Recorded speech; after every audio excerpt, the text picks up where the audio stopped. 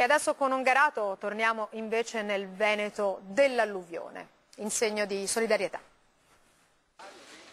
Case invase dall'acqua, aziende travolte dal fango, un disastro in quei primi giorni di novembre, ma subito la forza di ripartire e tornare il più in fretta possibile alla normalità.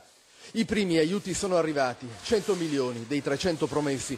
Un primo passo, ancora non basta, dice il governatore del Veneto, Luca Zaia. Ci vorranno ancora risorse perché abbiamo tutte le opere, le grandi opere di messa in sicurezza che ci debbono dare la garanzia che se ci sarà ancora così tanta piovosità non ci saranno ancora le alluvioni. Più di 500.000 le persone colpite dall'alluvione, 327 comuni, i danni si vedono ancora, è stato un disastro, ma questa gente non deve sentirsi abbandonata. Serve l'aiuto del governo, ma anche la solidarietà. Oggi a Padova Ennio Doris, presidente di Mediolanum, ha donato 500.000 euro a 70 clienti della sua banca. Padovani, vicentini che in pochi giorni hanno perso tutto o molto.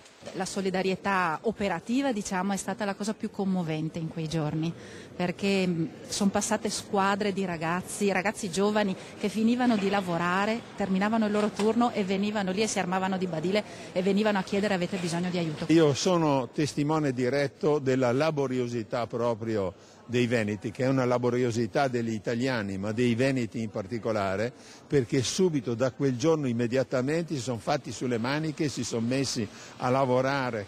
Oggi una mano alla gente del Veneto, ieri agli alluvionati del Piemonte, agli abruzzesi colpiti dal terremoto, per arrivare dove lo Stato da solo spesso non ce la fa ad arrivare.